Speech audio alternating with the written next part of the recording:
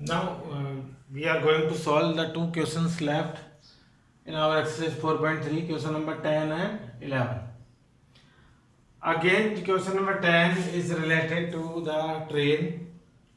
बस क्वेश्चन बनाने का तरीका है, इन्होंने दो ट्रेन बना दी, एक एक्सप्रेस ट्रेन है और एक पैसेंजर ट्रेन है.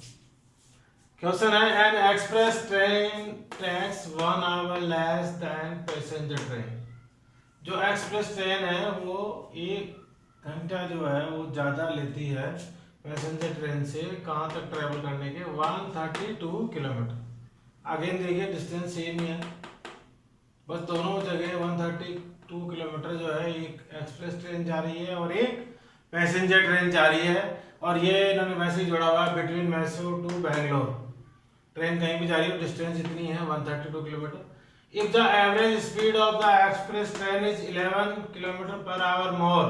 अब यहाँ पे दिया हुआ है कि जो एक्सप्रेस ट्रेन है उसकी स्पीड पैसेंजर ट्रेन से 11 किलोमीटर पर आवर मोर है. Find the average speed of two trains. Again same method we apply.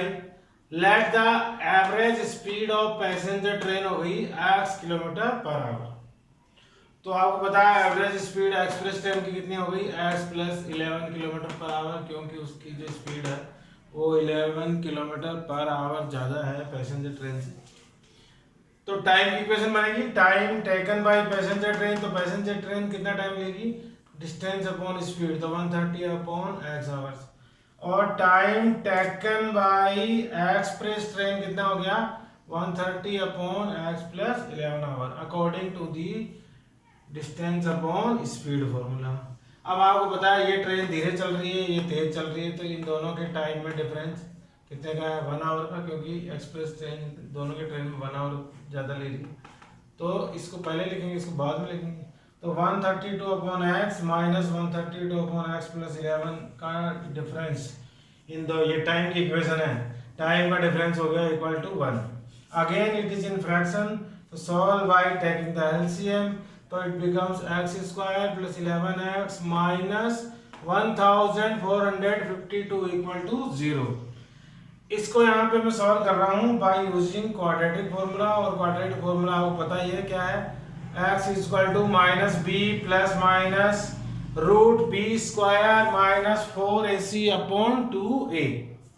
Now put the value of a, b and c. तो b is 11, तो it becomes minus 11 plus minus b square minus 4ac upon 2a. It becomes minus 11 plus minus 11 का square is 121. When we multiply with 4 1 और 1452 तो it becomes 5808 और 2 1 multiply तो it becomes 2. Now it becomes minus 11 and plus minus when we add 121 and 5808 this becomes 5929 upon 2. Now x is equal to minus 11 plus minus 77, because 5929 is the root of 77 upon 2. When we take one time positive 77 or second time 11 negative 77, so we got the two values of x. So x is equal to 33 and minus 44. Again आपको पता है we cancel out minus 44 and we take the positive value 33. तो speed of the passenger train जो कि x थी वो हो गई 33 kilometre and the speed of the express train जो कि x प्लस 11 थी, तो इट बिकम्स 33 प्लस 11 तो it is 44 kilometre per our. ये सेम क्वेश्चन है ट्रेन वाला, जो आपको जल्दी समझ में आ गया होगा क्योंकि इसके जैसे 2-3 क्वेश्चन हम ऑलरेडी सॉल्व कर चुके हैं. Now question number 11. Sum of the areas of two squares is 468 metre square. इस क्वेश्चन में दो स्क्वायर्स की बात की गई है. तो आपको पता है इस क्वेश्चन को मैंने इजी करने के लिए टू वेरिएबल्स की हेल्प ली है. उसका रीजन ये है कि जब दो स्क्वायर्स हैं तो हम एक वेरिएबल x यूज करेंगे तो ऐसा हो नहीं सकता कि ये जो स्क्वायर मैंने ड्रॉ भी किया है, ये जो स्क्वायर इसकी साइड भी हो गई x और इसकी साइड भी हम ले लें x. तो अगर दोनों की साइड इक्वल लेंगे तो दोनों का एरिया भी इक्वल होगा और पेरीमीटर भी इक्वल होगा. तो इसलिए हमने एक तो बड़ा स्क्वायर बनाया है जिसकी साइड जो है स्क्वायर की सारी साइड आपको पता है इक्वल होती है, x होगी. और ये जो दूसरा स्क्वायर है मान लेते हैं let the sides of this square is x and this is y. ना क्वेश्चन में दिया है sum of the areas of two square is 468 and difference of their parameter is 24। दो रिलेशन दिए हैं, एक तो एरिया का और एक पैरामीटर का। तो सबसे पहले let the side of the square be x and y metre where x is greater than y. तो एक ये एक्स वाला जो है ग्रेटर साइड वाला है और वाई वाला स्मॉलर साइड का। हमें पता है कि area of square is equal to होता है साइड स्क्वायर। हम ये पहले पता कर रहे हैं क्योंकि इसमें एरिया और पैरामीटर के बारे में दिया हुआ है, तो हम दोनों का पहले से ही एरिया और पैरामीटर पता कर लेते हैं। तो एरिया ऑफ स्क्वायर होता है साइड स्क्वायर, तो देन एरिया बी, इसका एरिया कितना हो गया साइड स्क्वायर के अकॉर्डिंग एक्स स्क्वायर क्योंकि इसकी साइड है एक्स। इसका एरिया क्या हो गया वाई स्क्वायर क्योंकि इसकी साइड है y. And we know that parameter of square is equal to होता है 4 into side. Then parameter of this square is equal to 4 into x, 4x, and parameter of this square is equal to 4 into side according, so it is 4y. Now we apply the question, condition of the question. So according to the question, sum of the areas of two square is 468. तो areas of first square plus area of second square का sum equal to है 468। ये हमारी बन गई first equation. उसके बाद लिखा हुआ है डिफरेंस ऑफ देयर पैरामीटर 24। तो parameter of first square minus parameter of second square, तो उन दोनों का डिफरेंस कितना है 24।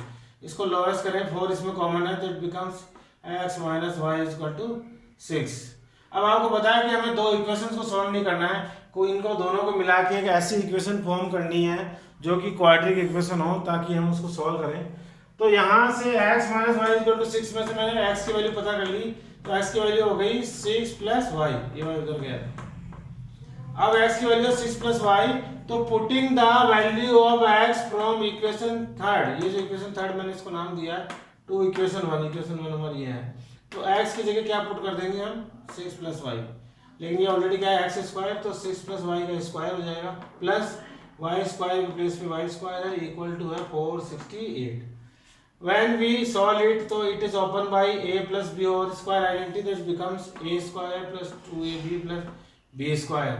Now y square is again there, minus, it becomes left hand side, it becomes minus 468 equal to 0.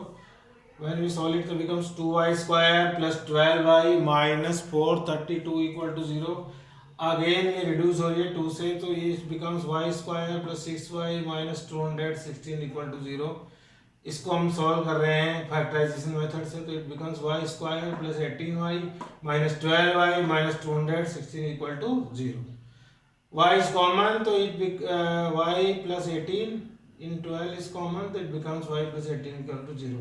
Now the two factors are y plus 18 and y minus 12 equal to 0।